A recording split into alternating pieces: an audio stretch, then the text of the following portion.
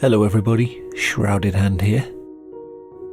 I came across this unusual story in a book that I'm reading, and I thought I would relate it here because it combines a lot of the sort of things that interest me. Weird dreams, strange coincidences, mental illness, and a horrible death. To give a bit of background, I want to talk briefly about the life of Walter Prince. He was born in 1863 in Maine, USA. From the age of 18, he became a pastor of an Episcopal church. Through his 20s and into his 30s, he continued his theological studies, but he also took a great interest in human psychology. In 1899, he gained a doctorate from Yale University. His doctoral thesis was on multiple personality disorders. His interest in multiple personalities led him into the world of parapsychology, that is, the study of psychic and other paranormal phenomena. Eventually, this interest led him to co-founding the Boston Society for Psychic Research, and he wrote numerous books on the subject of psychic phenomena. Although he was interested in the world of the paranormal, this wasn't a man prone to flights of fancy. His mind was analytical, skeptical. He even joined the Society of American Magicians and learned how sleight of hand tricks were performed just so that he could debunk psychic mediums. I could go deeper into his life because it's pretty interesting, but this is just a quick overview to lend some weight to the following account. The impression I get of Walter Prince is that he was open-minded about the paranormal, but he knew enough about human psychology to try and look for a rational explanation for things before jumping to any wild conclusions. On the night of November the 27th, 1917, Walter Prince retired to bed and had an extremely vivid dream which he later wrote down. I dreamed that I had in my hands a small paper with an order printed in red ink for the execution of the bearer, a woman.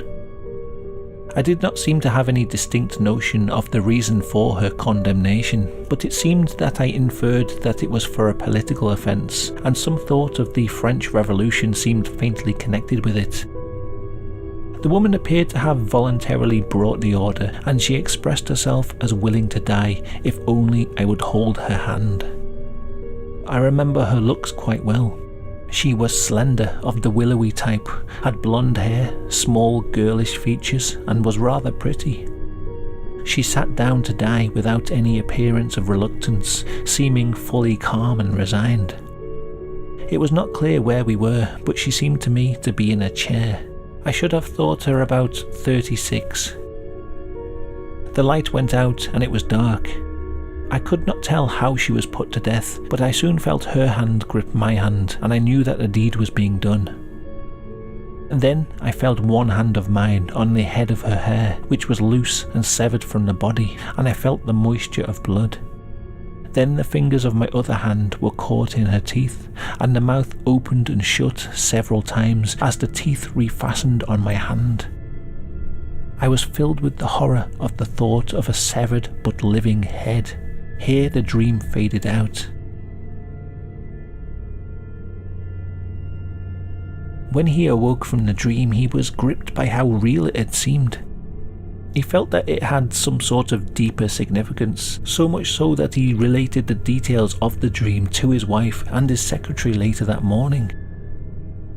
2 days later, Walter Prince picked up the Evening Telegram newspaper and read the headline, "Head Severed by Train as Woman Ends Her Life."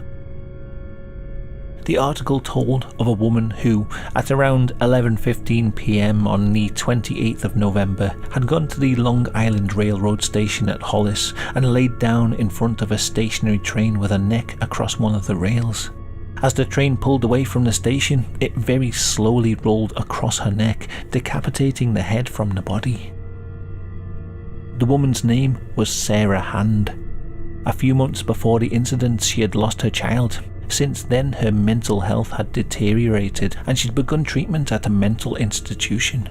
She had been on holiday leave from the hospital when, on the 27th of November, she had left home to visit her sister. She wasn't seen again until the following day, when her body was found on the tracks. Next to her corpse, they found a brand new butcher knife and cleaver. Most likely she'd intended to cut her own head off, but decided that the train would do a better job. Most strange of all, though, was the note found inside her handbag. It read, "Please stop all trains immediately. My head is on the track and will be run over by those steam engines and will prevent me from providing my condition. My head is alive and can see and talk, and I must get it to prove my case to the law. No one believed me when I said I would never die, and when my head was chopped off, I would still be alive. Everyone laughed and said I was crazy, so now I have proved this terrible life to all.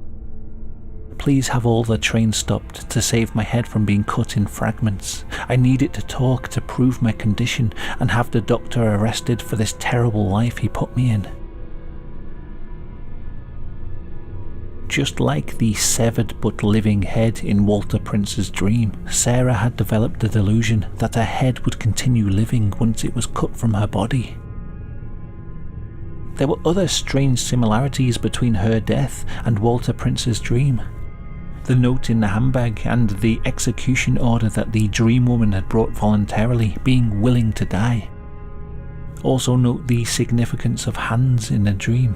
The request that Walter Prince holds the hand of the condemned girl and his hands on her head and in her mouth after the execution. Strange that the dead woman in real life would be called Sarah Hand. Another strange coincidence is that he'd had the dream in the early hours of the 28th of November, the same day that she'd lay down on the train tracks. Plus, Walter Prince was living in Flushing at the time, just a few miles away from the Hollis train station where Sarah Hand had taken her life.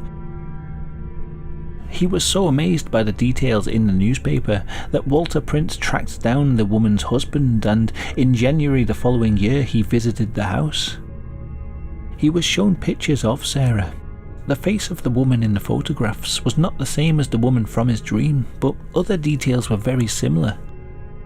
Sarah Hand had been slender and pretty and had dark blonde hair. She was 31 at the time of her death. He'd guessed the woman in his dream to be around 36 years old. So was all this just a strange coincidence, or was something else going on?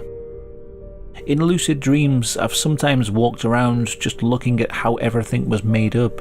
In one dream I walked around a town and I noticed how each street or building was something from my memory, but they were joined together in a way that they weren't in real life.